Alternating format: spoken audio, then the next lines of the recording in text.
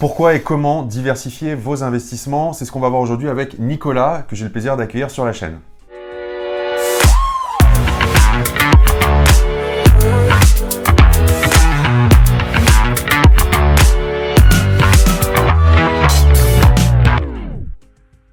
Bonjour à toutes, bonjour à tous, je vous souhaite la bienvenue sur cette chaîne YouTube. Si vous ne me connaissez pas encore, je m'appelle Julien Loboda, je suis investisseur depuis 2012 et donc sur cette chaîne, je vous aide à créer votre liberté avec l'immobilier. Donc aujourd'hui, je reçois Nicolas. Salut Nico. Salut Jules.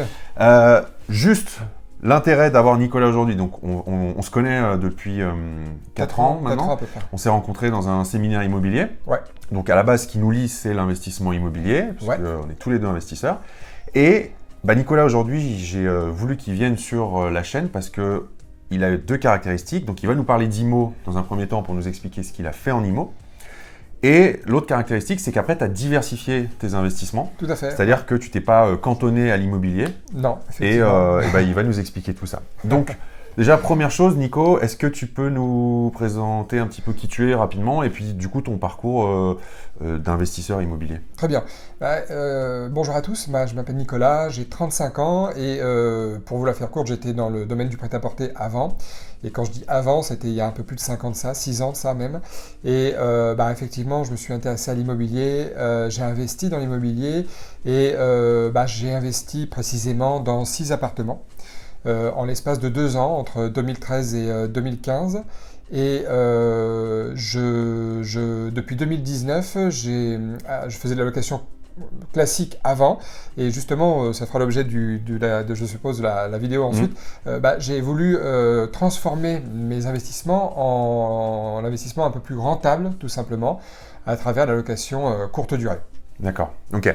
Donc, 6 appartements, en 2 ans, tu m'as dit? 2 ans, ouais.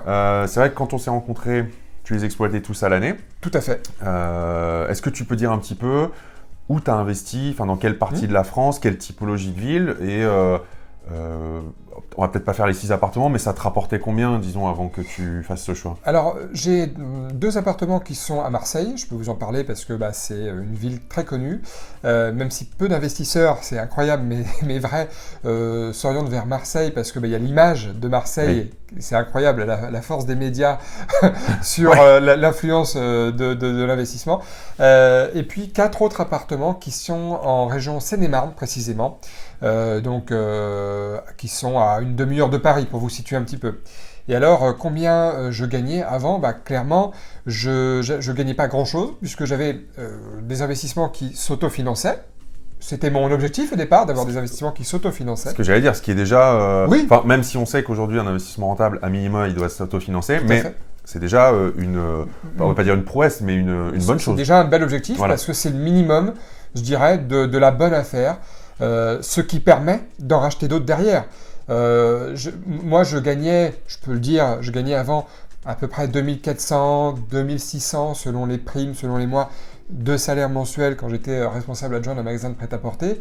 Et j'ai investi, première affaire, après j'en ai fait une deuxième, puis une troisième, et puis à chaque fois, je revenais donc avec les projets vers ma banque, toujours la même banque, puisque une fois qu'elle vous suit, quand vous avez un bon interlocuteur aussi face à vous, vous reçu encore, parce que quand elle voit les loyers qui arrivent et qui couvrent l'ensemble de vos frais, elle vous reprête encore. Voilà. Comme quelqu'un qui a un bon restaurant qui tourne bien, il peut racheter une deuxième affaire, puis une troisième, etc., etc. Bien sûr, il y a des fois des petites embûches, il y a des fois des changements de conseillers, des gens qui comprennent moins bien, des fois ça ne va pas aussi vite, mais sur le principe, c'est ça. Ok, d'accord. Et du coup, tu disais que tu avais fait le choix de basculer en location courte durée maintenant tes appartements. Alors, pourquoi? Est-ce que tu peux nous en parler un peu? C'est récent ce que tu m'as dit. Oui, c'est récent. Il y en a un que j'ai basculé, là on est au mois de janvier 2021, ouais. Il y en a un que j'ai basculé en location courte durée en octobre dernier, après un mois et demi de travaux. Et l'autre, le premier, je l'ai testé fin 2019. D'accord. Voilà. Alors pourquoi? Pour répondre à la question, c'est que entre ma sœur qui a investi dans la location courte durée, d'autres personnes d'investisseurs que je connais, toi aussi, qui ont investi dans la location courte durée et qu'ils font tous des rendements super intéressants, d'accord?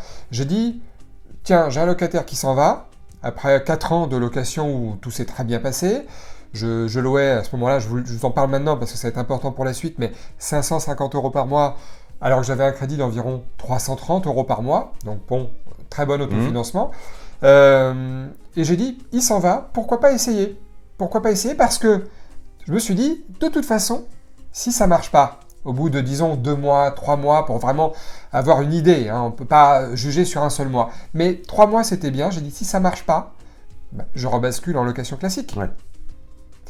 Oui, c'est sûr que si ton bien, il est déjà, c'est ça qui est intéressant, ton bien est déjà meublé, il est prêt pour de la courte durée, voilà. Donc à partir du moment où tu veux le repasser à l'année, il n'y a pas beaucoup de freins en fait. Non, c'est ça, et du coup, premier mois de location, j'ai dû faire 800 de chiffre d'affaires, à peu près 800. Les mois suivants, j'ai toujours dépassé les 1000. 1100, 1080, 1130, bref. Avant, j'avais un excédent net, après avoir tout payé, de 40 et quelques euros.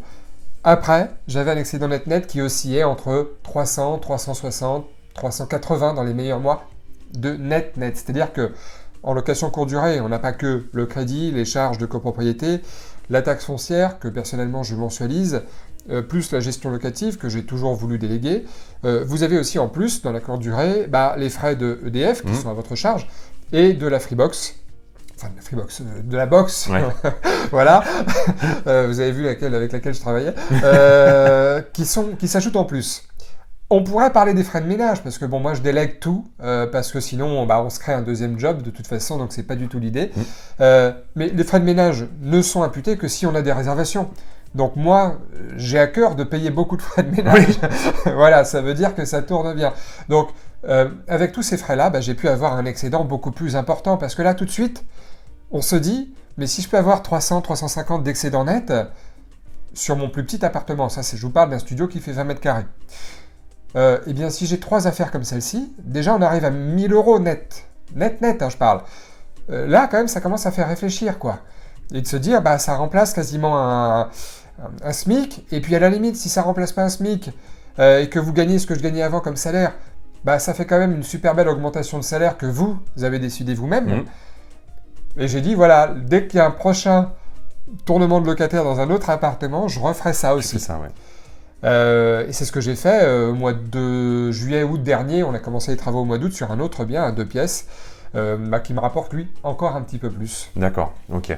Et du coup, ce qui est intéressant dans ce que tu dis, bon déjà tu parles, là tu prêches un convaincu, hein, mais c'est bien de le redire. Et puis, en plus, Nicolas, on s'est connus, tu étais déjà investisseur, tu n'es pas du tout un de mes clients ou membres d'une formation, donc c'est purement un investisseur, c'est une discussion entre investisseurs. Un bonus, voilà.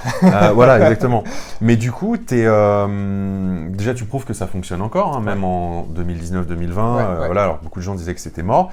Et deuxième fait très intéressant, pourquoi je voulais avoir Nicolas aujourd'hui sur la chaîne, tu t'es mis à faire le deuxième en courte durée dans une des pires périodes officielles, genre on est l'année du Covid, octobre 2020, 15 jours après, boum, deuxième confinement, etc.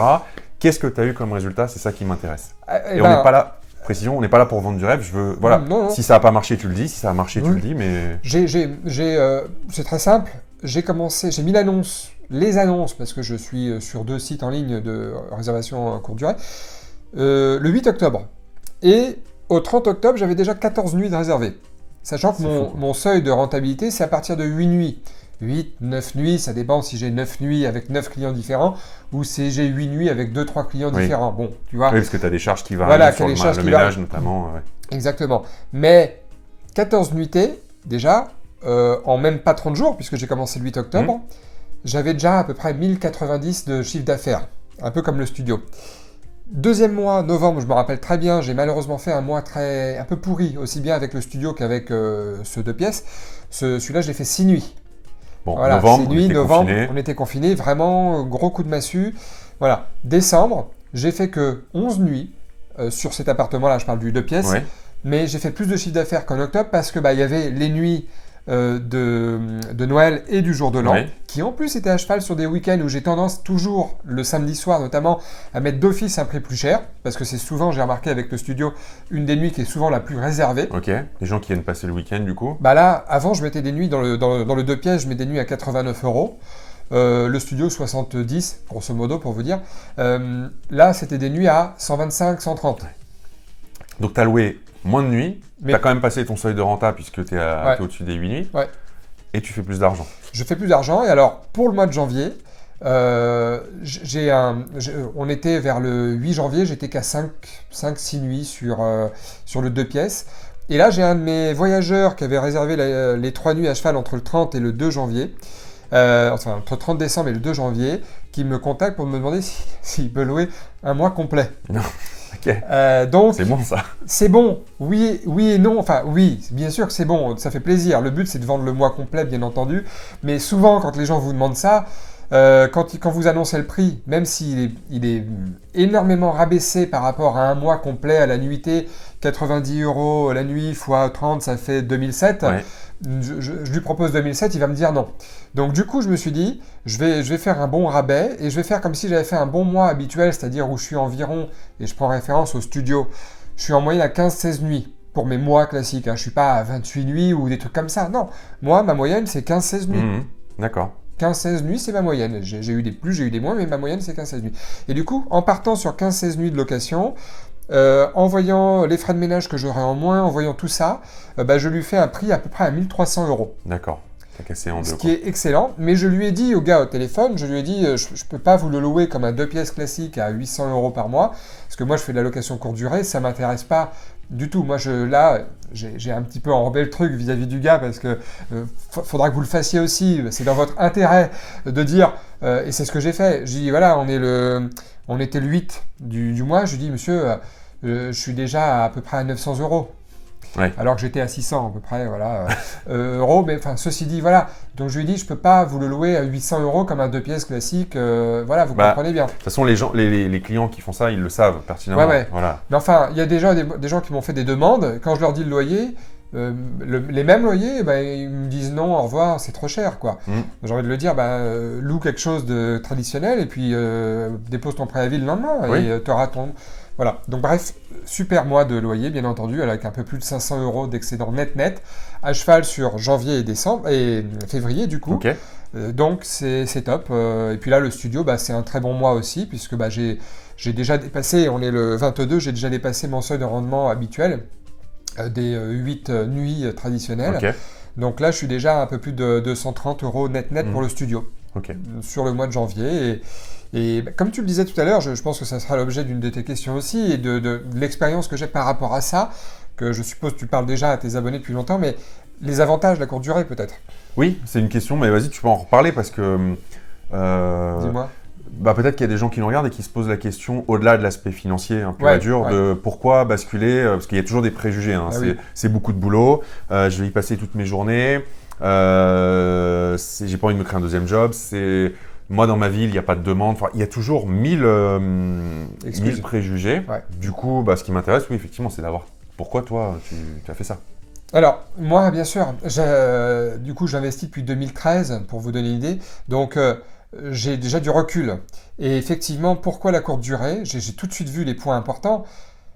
Courte durée, premier point important, ce ne sont pas des locataires, ce sont des voyageurs. Donc, ils n'ont pas les mêmes droits comme un locataire qui est super protégé, tout ça.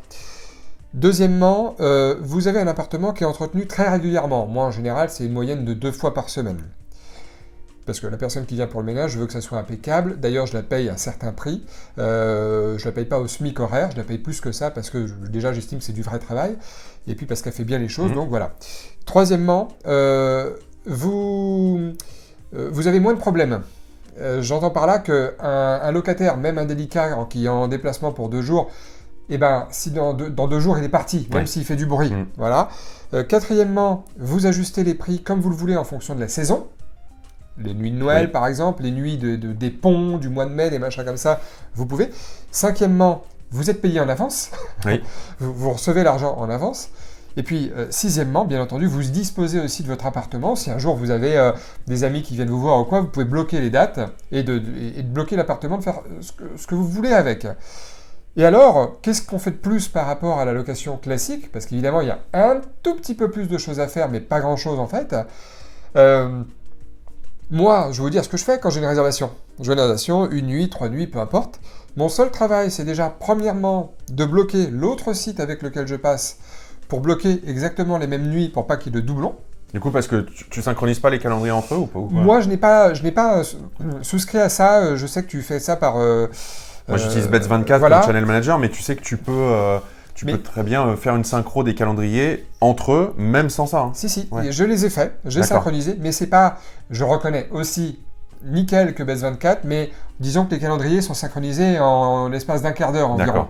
Ouais. Mais je préfère le faire quand même, parce que ça m'est arrivé une fois en un an que dans les 3 minutes, il y a quelqu'un d'autre qui a réservé la même nuit. Ouais. Voilà. Bref, ça c'est la première chose. Deuxième chose, j'envoie un message sur le portable que j'ai déjà enregistré à l'avance. J'ai 4 ou 5 messages enregistrés à l'avance. Le message de réservation et de bienvenue, où je mets un blabla, merci beaucoup d'avoir réservé, je vous enverrai le règlement intérieur un peu avant votre arrivée.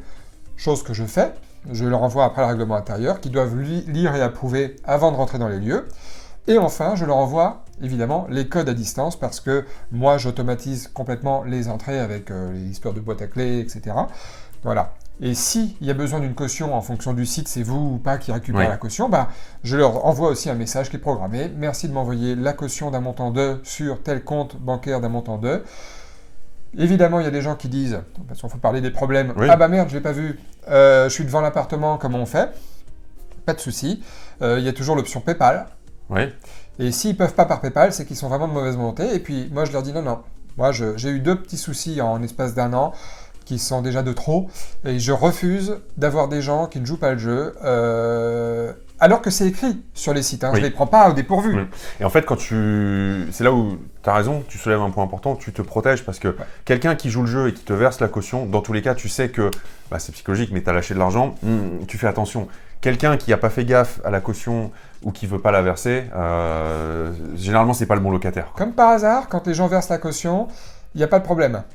Moi, je demande pour mon 20 mètres carrés, pour vous donner une idée, si ça peut vous aider, 300 € de caution. Ce qui est rien par rapport à quelqu'un qui vous détruira l'appartement. Pour le 2 pièces, qui fait 30 mètres carrés, ou 33 mètres carrés, 400 €. Voilà. Point final. Et ils auront la caution. Une fois que je récupère l'appartement, que la personne qui s'occupe du ménage, de l'intendance, me dise que tout est nickel, il n'y a pas de souci, tout s'est bien passé, il n'y a rien de cassé, etc. Je leur envoie la caution automatiquement, parce que j'ai pas envie non plus de les faire attendre, ne serait-ce que pour avoir après derrière des bons commentaires aussi, très important. Et puis voilà, de toute façon, quand les choses sont carrées, vous pouvez vous permettre de dire aux gens, mais non, mais monsieur, c'était marqué. Oui, moi, personne ne remettrait en question un contrat ailleurs, en dehors de... Et c'est pour ça que, personnellement, alors il y a 2 écoles là-dessus, mais moi, j'habite à 30 minutes, alors je suis en Seine-et-Marne aussi, mais j'habite à 30 minutes des appartements qui, pour la plupart, sont situés en Seine-et-Marne. J'habite à 30 minutes de ces endroits-là. Et il y a beaucoup de gens qui vous demanderont des fois de passer en direct. Et moi, le fait d'habiter à 30 minutes, ça ne m'intéresse pas. Parce que s'ils veulent économiser 10 € pour ne pas payer les frais de tel ou tel site, moi, je les dépenserai en temps et en essence pour venir. Donc, et puis en plus, je leur dis tout ça, et je leur dis que je ne veux pas, parce que moi, après, je suis plus assuré. Si jamais il y a le moindre pépin... Si tu sors de la plateforme, en tout cas, avec Airbnb, c'est comme ça que ça fonctionne. Si la réservation se fait en dehors, ils ne pourront rien pour toi. Donc, ça sera à toi de te débrouiller avec ton assureur. C'est ça, et voilà. Alors après, je dis pas, c'est quelque chose que vous pouvez adapter si les gens sont déjà venus, que ça s'est bien passé. Voilà. Vous faites comme vous voulez, même si personnellement je préfère qu'ils passent encore par le site, parce que c'est tout simplement plus simple, les virements, tout ça, que de récupérer... Oui, alors après, après ça c'est une étape avancée, mais après tu peux aussi le faire... moi tu vois, j'ai tout automatisé, donc même quand ils passent en direct pour les habitués, je leur envoie un lien de règlement Stripe directement, ils payent par carte en ligne, la caution est bloquée toute seule, mais... Toi, tu n'es pas encore à ce stade-là, puisque tu t'y mets depuis Je pourrais le faire par PayPal, mais... Mais je pense que si, parce que là, tu n'en as que 2, peut-être aussi que le jour où tu auras basculé peut-être 4 ou 5 appartements courte durée, tu ressentiras à ce moment-là le besoin de basculer sur un Bets24, sur un channel manager. Peut-être, oui. Bon, on verra à ce moment-là, quoi. Mais, oui, absolument. Mais en tout cas, je ne regrette pas pour l'instant. Je ne regrette pas d'avoir fait ça, parce que ça rapporte plus, tout simplement. Et puis, j'ai des appartements qui sont mieux entretenus, parce que quand un locataire reste 3-4 ans, il y a entretenir et entretenir, vous voyez. Quelqu'un qui entretient son logement, il se dit, moi je passe l'aspirateur et la serpillière une fois par semaine, c'est bon. Mais évidemment, les choses les plus importantes, c'est les petites finitions. La paroi de douche, avec les bourrées de calcaire, les toilettes. C'est pas parce qu'on met un pot de canard WC qu'il faut pas y aller un peu plus. Donc, j'ai toujours un appartement qui est nickel, avec des draps propres, avec tout ce qu'il faut. Et malheureusement, il y a le côté vétusté. Avec un locataire qui reste plusieurs années, on est bien obligé de reconnaître qu'il y a le côté vétusté, mais c'est mieux fait en location courte durée. C'est de l'usage courant. Alors, de toute façon, dans tous les cas, oui, une location courte durée, tu as quelqu'un qui va passer 1 ou 2 fois semaine, qui va te le nettoyer nickel de fond en comble. Donc, tu sais que c'est... Parce qu'il faut en plus, c'est ta vitrine, quoi. Il faut que ce soit nickel quand les gens arrivent. Effectivement, tu perds ce contrôle-là quand tu le mets en location à l'année. Après, en location à l'année, tu vas avoir peut-être d'autres avantages. Oui. Tu gères rien, tu mets en agence. Mais c'est à chacun de trouver son équilibre, en fait. Hein, je pense. Puis ça dépend des objectifs de chacun. Moi, au départ, j'avais un objectif, ça fera l'objet de la deuxième partie vidéo, mais mon objectif, c'était de rester là où je travaillais, de continuer à essayer d'évoluer dans l'entreprise où je travaillais. Et du coup, je voulais pas m'embêter avec ça, je voulais que ça s'autofinance. Et puis, 20 ans plus tard, à l'âge de 50 ans, mes appartements soient finis de payer, 15 ans avant la retraite, et puis de toucher les loyers complets, sans m'emmerder à rembourser par anticipation, sans tout ça. Et finalement, comme c'est pas très bien passé avec l'entreprise, pour tout vous dire, parce qu'ils m'ont baissé mon salaire, incroyable mais vrai, de 30%. Voilà. On n'en a pas parlé avant la vidéo d'ailleurs. Non, même pas. Truc, non, mais vrai bon, je découvre. Ils m'ont baissé mon salaire parce que comme on a les systèmes de primes, etc., ils avaient pu magouiller un truc. Enfin bref, c'est possible, croyez-moi. Et du coup, j'étais complètement démotivé à ce moment-là. Et c'est là que j'ai commencé à vouloir, j'ai eu mon déclic, comme on dit, à investir dans l'immobilier. Et puis j'ai dit là, faut que je fasse autre chose. C'est pas possible. C'est le dégoût, quoi. Toutes les boîtes sont pas comme ça, bien sûr. J'ai aussi passé de bons moments, mais c'est ce qui m'a donné le déclic. J'ai dit, c'est terminé, j'en ai ras-le-bol. Je veux faire quelque chose de mon travail, de mon activité. Parce qu'on a beau parler de liberté financière, effectivement, de venir de ses loyers, etc. Mais on reste pas sans rien faire. C'est toujours...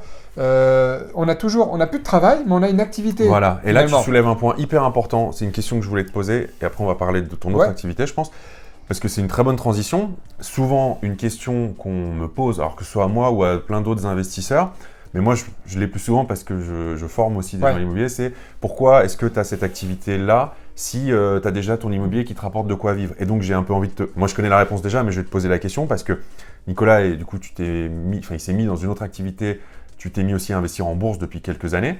Donc, ma question est, pourquoi tu t'es mis à investir en bourse si tu as fait de l'immobilier avant ?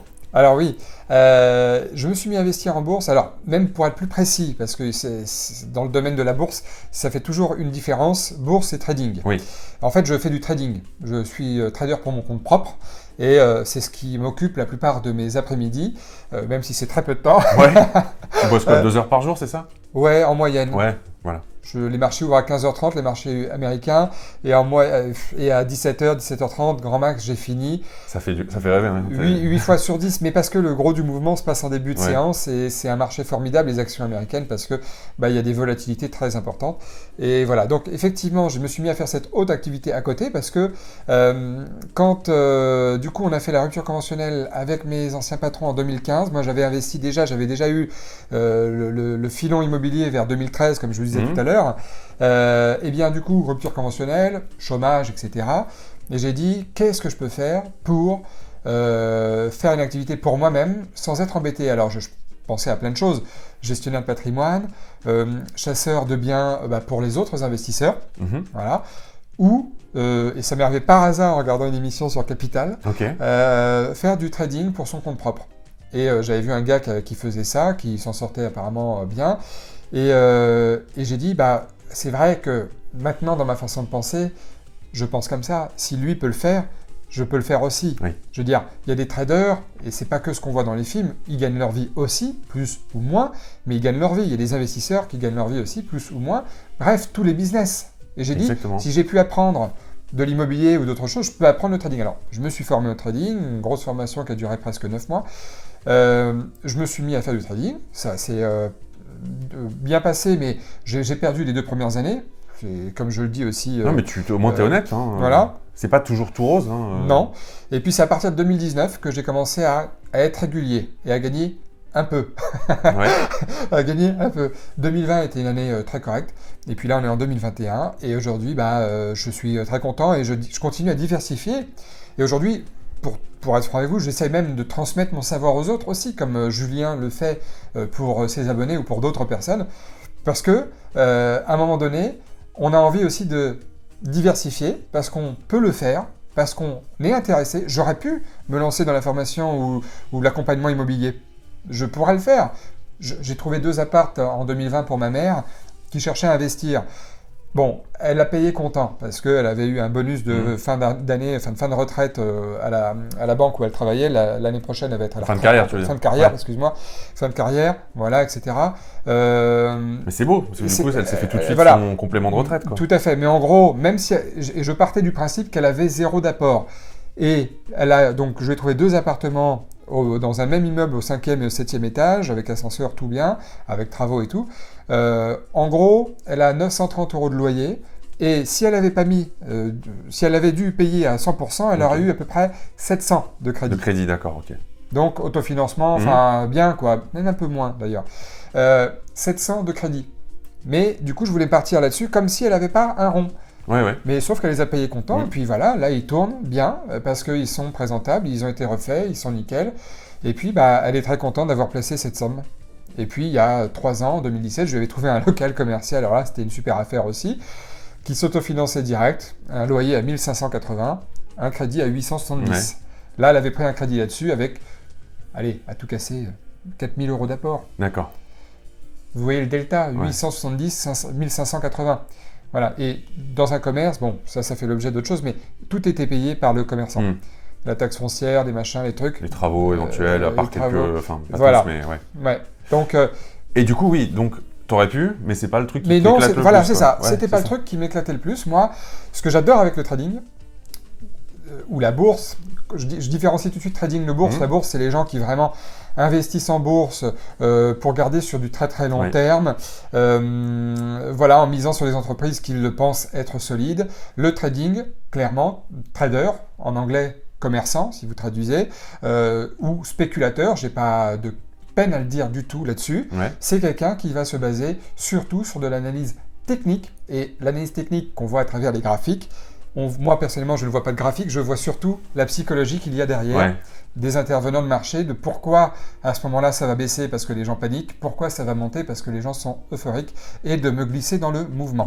Et alors l'avantage avec cette profession, quelque part, cette activité, comme on disait, c'est que non seulement, là encore, vous n'avez pas de patron, vous n'avez pas de salarié non plus, mais surtout c'est le seul métier au monde, et là je dis bien le seul métier au monde, j'en connais pas d'autres, qui n'ont pas de clients. On n'a pas besoin de clients. Je veux dire, autant le cordonnier du coin, il n'a pas besoin, il n'a pas de salarié, il n'a pas de patron, mais il a besoin de clients pour faire, pour tourner, tout ça. Là, le trading, il n'y a pas besoin. Il n'y a pas besoin. Vous avez besoin que d'un matos informatique au départ. Allez, faut mettre un bon 1000 € pour avoir un bon matos informatique. 2-3 écrans, c'est un petit minimum. Voilà. Une connexion Internet, ça y est, votre investissement de matériel est terminé. Après, la connexion Internet, c'est fini. Et puis aussi, vous pouvez travailler n'importe où dans le monde avec ça. Si en France, ça se passe pas bien, qu'on doit partir ailleurs pour différentes raisons, suivre l'amour de sa vie à l'autre bout du monde, vous n'avez pas besoin d'emmener votre immobilier que vous ne pourrez pas faire. Vous pouvez emmener votre ordinateur et vous pourrez toujours vous connecter à Internet, sans doute, dans n'importe quel coin du monde. C'est intéressant ce que tu dis parce que, tu vois, moi, c'est l'effet inverse. Moi, je suis investisseur en bourse aussi, mais pour le coup, vraiment investisseur. Je ne fais pas du trading. Depuis aussi longtemps, enfin depuis 2012, tu vois, donc ça va faire bientôt 10 ans.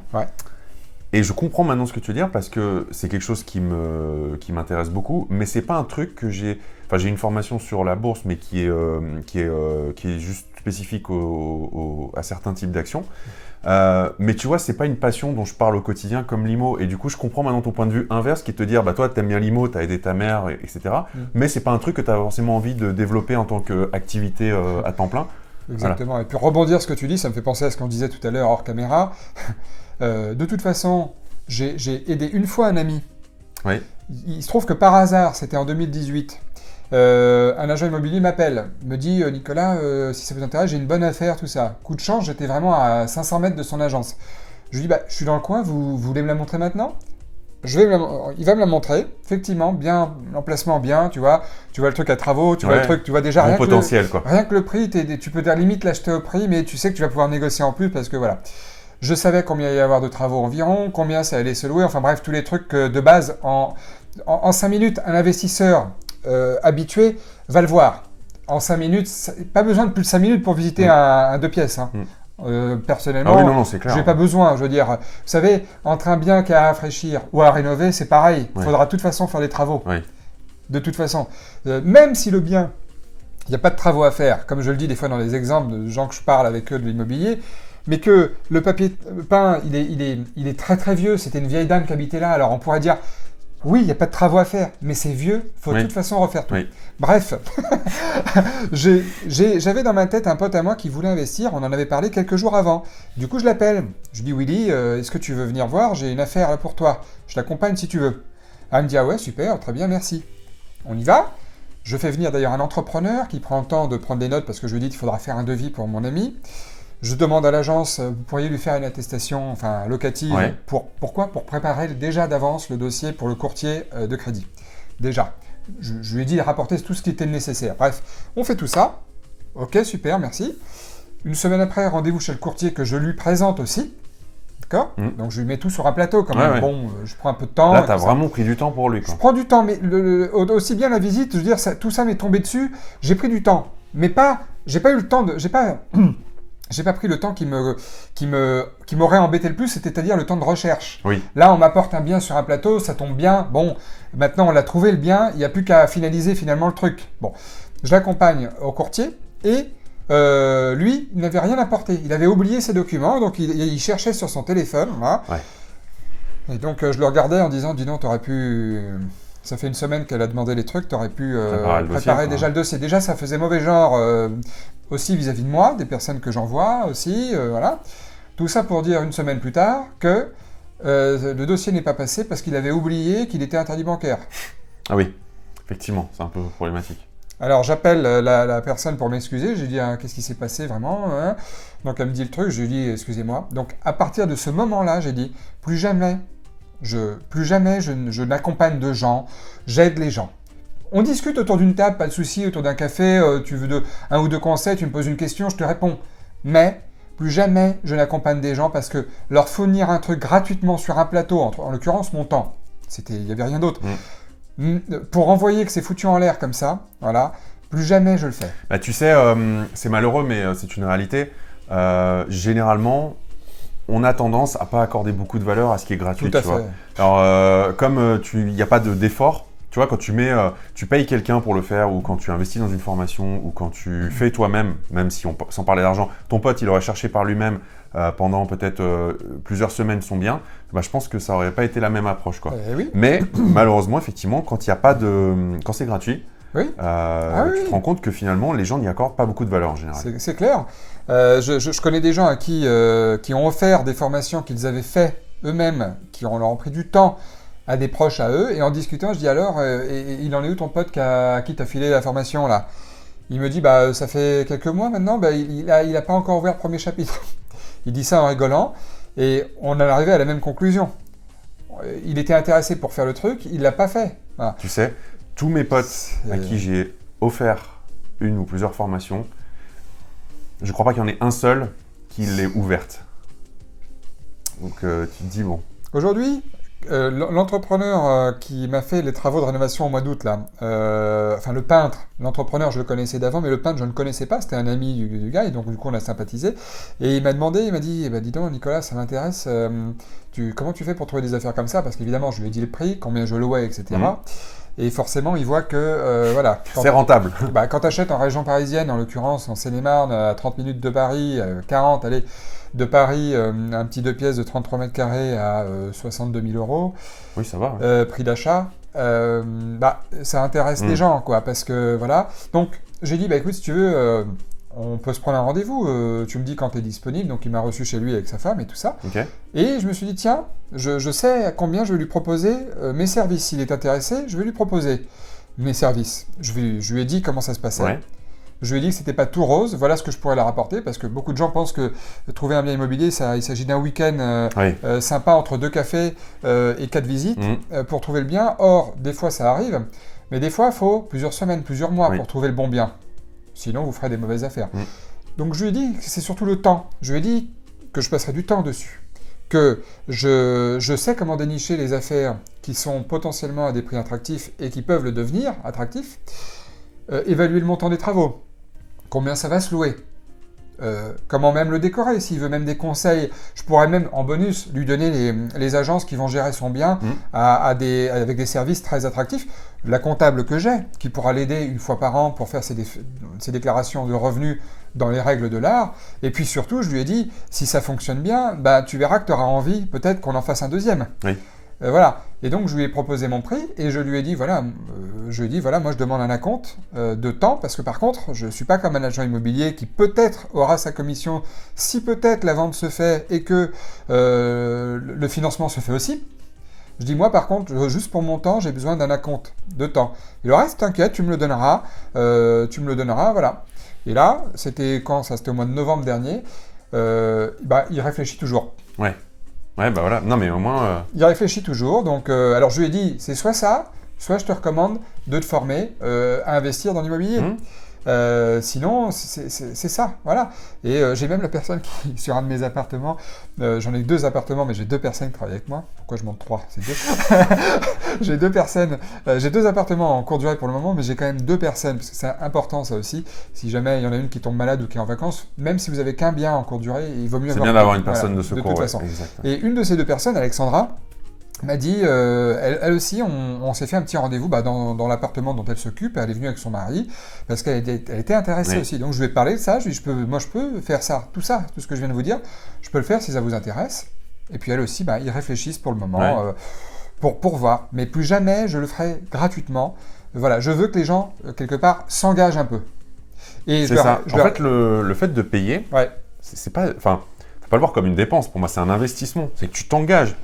Quand tu dis que tu as mis de l'argent, parce que malgré tout, c'est ça qui, c'est comme ça qu'on fonctionne, c'est de l'argent. Quand tu dis que tu as mis de l'argent dans un truc, à moins d'être complètement, de t'en foutre complètement, on va dire comme ça, tu vas faire en sorte de le rentabiliser cet argent. C'est ça le moteur en fait. C'est-à-dire que si les gens avaient une possibilité de voir sur le futur, ils le feraient tous. Si les gens, quand ils achètent une formation, ils ont la capacité de voir où ils en seront dans un an, ils le feront beaucoup plus en tout cas. C'est clair et net. Oui, c'est vrai. Il y a énormément de gens qui font des formations qui ne passent pas à l'action derrière parce que démotivation, pas le temps. Ah, là c'est les vacances juillet-août, donc on verra à la rentrée. Oui. La rentrée, c'est la rentrée. Ah, mais après, c'est les fêtes de Noël. Ouais, puis après, il faut partir au ski. Oui, et puis après, là on est libre ce week-end. Mais merde, il pleut à verse. Oh, bon. On préfère rester là. Et voilà, et après on oublie, on n'a plus de réflexe.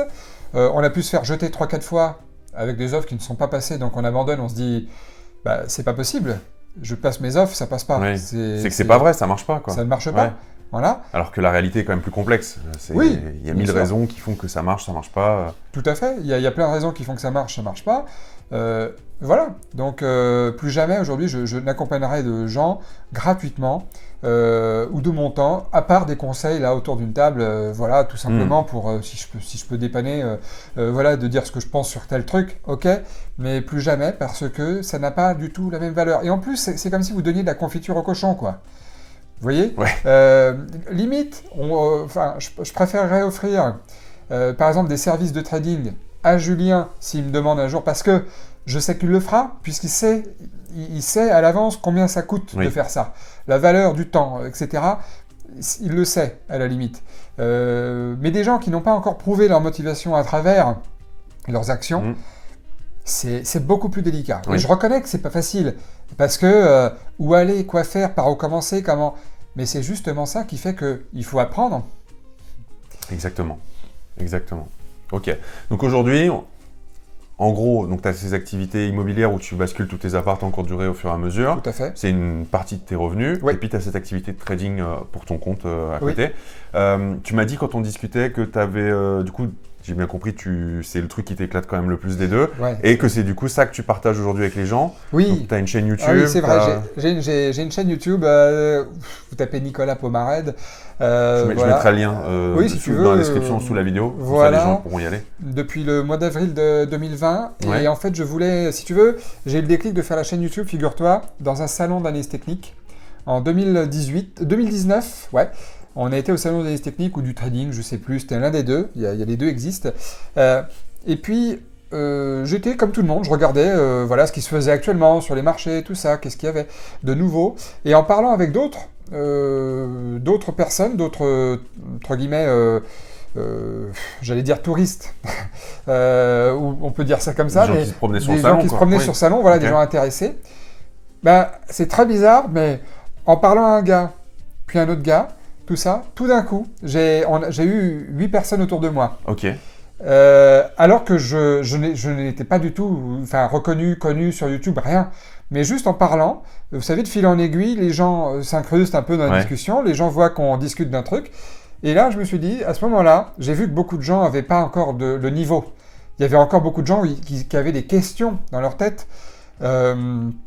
très larges. Mm. Et je me suis dit, exactement ce que je me suis dit quand je me suis formé, je me suis dit, les gens sont perdus parce qu'il y a tellement de choses à voir, tellement de marchés. Vous savez, dans les marchés financiers, vous avez les actions, les obligations, les indices, les crypto-monnaies, les matières premières. C'est clair, ouais. Et après, vous avez les styles de trading. Très court terme, comme moi je fais, moyen terme, long terme. Donc, Ouais. et comme pour tout, même en bourse, il faut se spécialiser. Vous ne pouvez pas vous dire, je me spécialise dans les appartements, puis les parkings, puis les immeubles. Et bien sûr, c'est possible, mais pas d'un coup, quoi. Oui, c'est ça. Je veux dire, mais pas d'un coup. Mais en trading, même avec du temps, il y a très peu de probabilité de succès pour les gens qui diversifient trop Ouais. leur type d'actifs. Au sein même d'un même marché, je veux dire, le marché financier. On peut pas trader le matin les actions françaises, faire $200 de gains. L'après-midi, les actions américaines, bien travailler aussi, mais perdre. Ouais. Parce qu'on peut très bien faire du bon trading tout en perdant, parce que les marchés ne nous ont pas donné raison à ce moment-là, mais vous avez bien tradé comme il fallait, avec un risque faible et tout ça. Ça sert à rien. Il faut se spécialiser. Et du coup, j'ai pensé à faire cette chaîne YouTube spécifique aux actions US, comment investir sur les marchés américains, comment investir tranquillement sur les actions US, comment trader les actions US plus précisément. Vraiment pour être spécifique. Et je montre des démonstrations de trading toutes les semaines, gagnantes, parfois perdantes, parfois neutres, pour dire que ça fait partie du jeu, aussi, que ça fait partie du business. Et effectivement, comme on disait tout à l'heure, la plupart du temps, 8 fois sur 10, c'est ce que je dis à mes abonnés, ça dure une demi-heure, 1 heure, 1 heure et demie, pas plus, parce que la journée après est finie. Le gras de la journée est fait, donc ça c'est excellent. Donc en fait, aussi. tu bosses effectivement. C'est un peu comme l'IMO, mais c'est le principe de tout investissement. Tu as mis du temps à te former, 9 mois, tu l'as dit. Ah oui. Mais tu t'es formé en IMO aussi, et c'est pareil, on sait que ça prend du temps. Après, tu as ce qu'on appelle le début, le passage à l'action, le premier, et où ça prend du temps parce que tu cherches le bien. Alors, en trading, tu analyses tes marchés, etc. Enfin, c'est assez similaire tout ça. Ouais. Mais ce qu'il faut bien, je dis ça parce qu'il faut bien que les gens comprennent que ça fait rêver le résultat final, c'est sûr. Tu travailles 2 heures par jour. Aujourd'hui, toi et moi, on a de l'immobilier. Enfin, moi aussi, j'ai des actions à dividendes, ça tombe tout seul. Il y a de l'immobilier, les loyers tombent tout seuls ou presque avec des rentas. Il faut bien garder en tête qu'il y a quand même une grosse phase. Contrairement à un boulot de la vie de tous les jours où tu vas échanger ton temps contre de l'argent et où tu arrêtes de bosser, ça tombe plus. Bah là, tu as une grosse phase de travail au démarrage qui n'est pas forcément payante, qui n'est pas forcément rentable. Ouais. Et par contre, il y a un point de bascule où ça y est, tu as ton expérience, ça y est, tu sais comment trader, ça y est, ton appartement il tourne, ça y est, etc. Et là, ça tombe avec une quantité de travail qui est faible. Tout à fait. Tu as tout à fait raison. Je crois que tu as dû leur dire plusieurs fois, tes abonnés, que l'affaire la plus difficile en immobilier, c'est la première. Parce que, comme tu disais, on ne connaît pas ni les entrepreneurs qui vont bosser chez nous, ni les agences ne nous connaissent pas, ni les banques, hein, le notaire ne nous connaît pas forcément, la comptable, etc. Et une fois que tu as fait la première affaire, les gens te font plus confiance. Parce qu'ils se disent, lui, il a déjà acheté, il devient crédible. L'agent immobilier commence à vous connaître. Ça, il sait que vous décidez assez rapidement quand vous trouvez quelque chose. Ouais, et puis il sait que... Moi, ça m'est arrivé, tu vois, je fais une parenthèse, mais mes 2 premiers biens, c'était la même agence IMO. Ouais. Et tu vois, ça s'est bien passé sur la première. Du coup, la deuxième OP, j'ai pu faire une négo très basse, très osée. Et comme ils avaient ce passif avec moi qui était bon, ils ont présenté l'offre, déjà, été pris au sérieux. Et ils ont argumenté. Parce qu'ils savaient que derrière, j'allais pas leur faire un faux bon, quoi. Absolument. Et une fois qu'on a fait tout ça, c'est un peu comme dans le trading. Et encore, je vais vous dire une vérité. Le trading, la bourse, c'est plus difficile que l'immobilier. Moi, j'ai fait les deux. J'ai fait les deux. C'est plus facile. L'immobilier, c'est vraiment plus simple. Vous vous formez. Et si je peux vous donner un conseil tout de suite, une fois que vous êtes formé, la seule chose pour vous dire comment passer à l'action, clairement, maintenant on s'y met, il vous suffit d'un truc.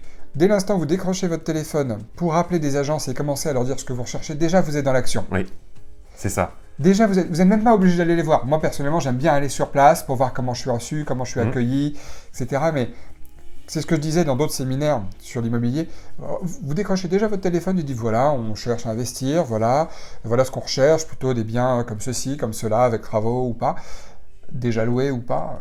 Et déjà, vous êtes dans l'action. Pourquoi ? Parce qu'une fois que la personne a pris vos coordonnées et vos notes, elle va se mettre à travailler pour vous. L'autre agence que vous appelez après, vous lui faites la même chose, pareil. Et puis après, vous serez heureux de voir que les agences reviennent vers vous pour vous dire, écoutez, j'ai 2 biens à vous présenter. L'autre, il va vous dire, ben, j'en ai 3, l'autre, machin. Et du coup, vous allez vous dire, parfait, j'optimise mon temps. Oui. J'optimise mon temps. Ça, c'est important parce que... Et je vais leur dire, est-ce qu'on peut se voir samedi ou mercredi, peu importe, quand vous êtes libre, vous, et vous réunissez comme ça vos visites. Oui. Et d'ailleurs, c'est super, ça va avec le conseil ou l'avis que je vous donne en tout cas, c'est que quand vous faites les visites le même jour, c'est ça qui est génial, c'est que tous les appartements sont dans les mêmes conditions climatiques le même jour. Donc vous allez tout de suite voir quand un appartement est lumineux alors qu'il fait moche dehors par rapport à un autre. Oui. Vous voyez ce genre de truc, ce genre de détails. Et le fait d'en faire plusieurs, c'est ça aussi. Les gens se disent oui, mais quand j'en visite un, c'est le premier, je ne sais pas si c'est une bonne affaire ou pas une bonne affaire. Bah justement, le fait d'en voir plusieurs permet de se faire une idée du marché. Tout de suite. Et au bout d'un moment, vous allez naturellement vous rendre compte que celui-là, il a à peu près les mêmes caractéristiques que tous ceux que j'ai vus. Par contre, il est 10% moins cher, il est plus grand, voilà. C'est comme goûter différents fromages. Plutôt que d'en goûter un par jour, il vaut mieux les goûter tout de suite. Ou les vins. Ou les vins, non mais c'est ça, c'est exactement. C'est ça. Ok Nico, écoute, merci beaucoup. Je pense qu'on a fait un bon tour de ton expérience. Ce que je vais faire, c'est que je vais mettre le lien de ta chaîne YouTube dans la description sous cette vidéo. D'accord. Je sais qu'on est sur une chaîne IMO, mais je voulais aussi vous présenter Nico parce que, comme beaucoup d'entre nous, il est il est parti dans différentes activités, différents types d'investissements. Il y en a qui se cantonnent que à l'IMO, il y en a qui font que de la bourse, il y en a qui créent des boîtes, il y en a qui font de la crypto, et il y en a qui font un peu de tout. Et c'est bien aussi je pense, d'ouvrir un peu l'esprit sur ça, parce que c'est pas parce qu'aujourd'hui vous êtes à fond sur l'IMO que demain vous serez cantonné à faire que ça, et inversement. Voilà, donc si c'est intéressant. Toi, tu as parlé d'une spécificité que moi, personnellement, je ne fais pas encore, le day trading, je n'investis pas comme ça. Mais du coup, voilà, c'est pour ça que je l'ai fait venir aussi. Si ça vous intéresse, je vous laisse aller découvrir la chaîne. Exactement, et puis comme tu dis, le trading ou la bourse de manière générale, de toute façon, ça concerne aussi beaucoup de gens qui font de l'immobilier, parce que s'il y a des gens qui s'intéressent à l'immobilier et à la bourse, les deux, certains n'ont pas des fois le budget pour acheter de l'immobilier, en fonction de leurs conditions salariale ou entrepreneuriale, leur situation sociale en tout cas. Oui, par exemple, vous êtes en CDI pas encore validé, ou vous n'avez pas des revenus assez gros pour prétendre à un prêt qui permettent d'investir, etc. Ça vous permet de vraiment, j'allais dire, diversifier. On parle toujours de diversifier, c'est bien et pas bien, quoi. Mais ça vous permet d'avoir accès à des choses qu'on ne peut pas toujours avoir accès. Les immeubles, tout le monde ne peut pas acheter un immeuble, il faut le dire. Mais ça vous permet d'avoir des accès. Même avec des petits moyens, vous pouvez effectivement avoir accès au monde de la bourse, de la finance, même avec des petits moyens. Et puis surtout, vu ce que les livrets rapportent, ou les choses comme ça. Ça sera toujours bien meilleur que... Mais d'un autre côté, comment veux-tu rapporter 3, 4, 5% sur un livret, ce qui est déjà pas terrible quand même, même si ça existait, c'est pas terrible, sans risque, quoi. Sans risque. Je veux dire, vous pouvez pas dire à quelqu'un, je te donne 10 000 euros, tu peux me rapporter ne serait-ce que 1 000 euros à la fin de l'année, s'il te plaît, en échange de rien du tout. Je veux dire, il n'y a pas de mystère. Je me demandais même comment le livret pouvait être, il y a quelques années, encore à 4% le livret A. Je me demandais comment c'était possible. Donc, c'est sûr. Mais après, voilà, ce que tu as dit, c'est que l'intérêt, c'est que ça permet d'investir effectivement avec des petits moyens. Tu as 50 ou 100 euros, tu peux investir. Et même, on parlait de bourse, mais il faut savoir aussi que, je dis plus pour ceux qui nous regardent, vous pouvez acheter de l'immobilier via la bourse, avec des foncières cotées. Les SCPI les SIIC. Les SIIC, Sociétés d'investissement immobilière cotées. Sur les marchés anglo-saxons, c'est les REIT, les Real Estate Investment Trust, c'est vrai. Je ne me connais pas bien, moi, là-dessus. mais oui, ce qui est différent des SCPI, c'est de l'immobilier, mais c'est pas coté en bourse, donc t'as pas les mêmes fluctuations de valeur de part. Voilà, c'est de la pierre papier. D'accord. Donc, mais il n'y a pas que un moyen d'investir dans les limos, genre je vais voir le banquier, j'achète. Enfin, voilà, c'est vrai que la bourse ou le trading, pour ceux qui sont... Il faut être un minimum passionné quand même. Il faut quand même être un minimum passionné. On ne peut pas le faire que pour l'appât du gain, quelque part. Il faut quand même aussi aimer le concept, il faut quand même aussi aimer un peu ça. Le comprendre aussi, voilà. Mais c'est vrai que l'avantage de la bourse, admettons que vous soyez un vrai passionné et que vous ne vouliez pas entendre parler d'autres actifs qui existent et qui sont pourtant très bien, l'avantage c'est que c'est le saint graal de la liberté. Si vous arrivez à vivre de la bourse, c'est le saint graal parce que là, on n'a pas de dégâts des eaux. Ah, il n'y a rien, oui, c'est sûr. On n'a pas d'impayés, oui. si tant est qu'il y en ait. Voilà, et quand on a des impayés, je vous conseille d'être assuré dès le départ. Hein, ça, Julien, il le dit aussi, pour se parer contre ça. Et puis, on peut le faire partout dans le monde. Mais sinon, c'est tout. Chaque élément a ses avantages et ses inconvénients. L'immobilier, l'avantage énorme, c'est que quand vous vivez de votre immobilier, que ce soit à travers des revenus de location courte durée ou quand vous avez fini de payer votre crédit, vous pouvez vous barrer plusieurs mois à l'étranger, les revenus tombent. La bourse, à moins d'être sur un vraiment beau trend, si vous ne faites pas un peu de bourse tous les jours parce que c'est votre activité, à un moment donné, vous partez en vacances 2 semaines, pendant 2 semaines, vous ne faites pas de trading, vous n'avez pas de revenus. Oui, c'est ça. C'est quand même, faut quand même le dire, quoi. Donc, l'immobilier en termes de revenus passifs, et même actif quelque part, parce que on peut aussi en faire son activité. La location courte durée, c'est un petit peu une mini-entreprise quelque part. Ouais, ou tu as même, sans parler de locataires, tu as ceux qui font de l'achat-revente. Hein. Tu peux être marchand de biens, c'est une activité. Parce que là, moi, j'assimile plus ça à du trading, parce que tu vas acheter un bien dans l'optique de le revendre plus cher, soit parce que tu le rénoves, soit parce que tu découpes un lot, etc. Bon, bah, une fois que tu as fait la vente, t'arrêtes, il n'y a plus d'argent qui tombe, donc il faut refaire une opération. C'est exactement le même métier que trader. Hein. Le trader, c'est commerçant, je le rappelle. Son but, c'est d'acheter un actif, quel qu'il soit, sur les marchés financiers à un certain prix, et de le revendre à un prix plus cher. Comme le boulanger d'à côté, comme la marchand de biens, comme tout. C'est ni plus ni moins que ça, le métier. Il y a pas de... On essaie de complexifier la chose, des fois, dans certaines chaînes de télévision, pour rendre un peu inaccessible le métier, et surtout pour faire en sorte que vous ne vous occupiez pas de votre argent vous-même, mais que ce soit des prestataires extérieurs qui s'occupent de ça, avec les frais qui vont avec, etc. Ok, bon bah merci Nico. Merci Julien. Bah écoutez, j'espère que vous avez aimé la vidéo. Hein. C'était hyper intéressant. Je sais pas combien de temps on a fait, mais bon, ça valait le coup d'échanger là-dessus. Ça vous ouvre des perspectives. Merci encore d'être venu. Merci d'avoir regardé la vidéo. Et puis bah, je vous dis à très vite pour une prochaine. À bientôt.